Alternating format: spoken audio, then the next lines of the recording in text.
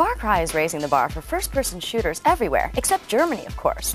Star Siege Tribes, released in 1998, did the same thing for online shooters. Now, the third installment in the series, Tribes Vengeance, is adding an extensive single-player campaign, and it's this week's first look.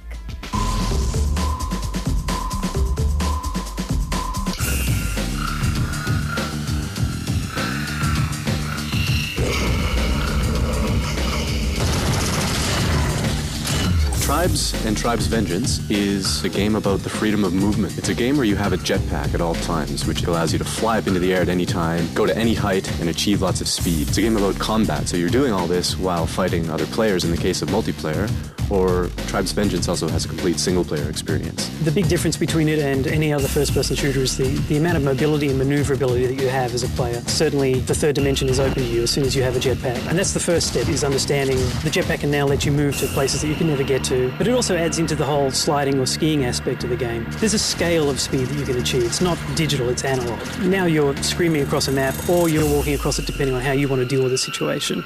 Need a ride?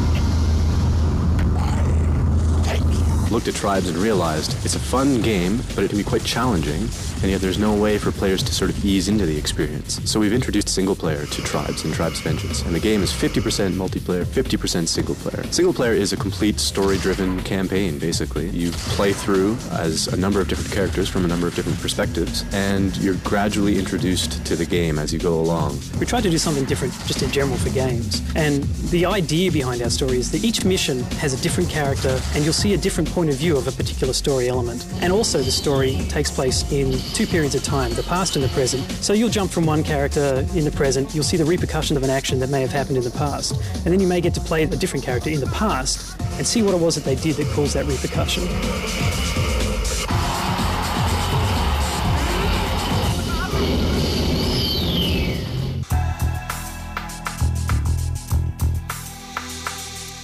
Tribes 1 was released, must have been 5 or 6 years ago now, and at the time it was quite a new experience. It was one of the first games to have vast, outdoor, expansive environments, one of the first games to have vehicles, team-based vehicles, and it was actually one of the first games that was online only. It was particularly successful as a pirated game, actually, which made it sort of a very appreciated underground experience. Tribes Vengeance builds on both of those games. It acknowledges their weaknesses and tries to improve on those while adding things that are new to the game, some new equipment, some new movement in the game, trying to attract new players while preserving the existing community. This is the constant challenge, trying to modify a game which has a very strong following and has a lot of stuff in it that people are used to. If you ask different people what the core of Tribes is, a lot of people will give you a different answer. So it was down to us to kind of identify what we thought the core was and try and emphasize that while not cutting away too much of what we considered non-core. So day to day, we consider every single item in the game, we consider every single weapon, every mechanic, and just make sure that it's still part of the core, or it's simple enough and easy to understand that it can be construed as part of the core.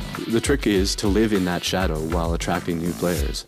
Tribes Vengeance doesn't use a class-based system as such, it has a role-based system, by which I mean you can pick your own role and then you can create the role that you want to play. Then on top of that you've got all of the different weapon types which suit different people down to the ground. There's a sniper, there's a mortar, there's various other weapons which haven't been announced, but each one of those lends itself to a different type of play. And every single piece of equipment has a purpose and does something and is hopefully intuitive and understandable. The idea being that this aspect of choice in Tribes, it's one of its strengths. You create your own classes. You don't just choose a medic or a fighter, you choose an armor type and a pack and some weapons, and you combine those, you mix and match to create your own experience, your own sort of personalized experience the way you like to play the game.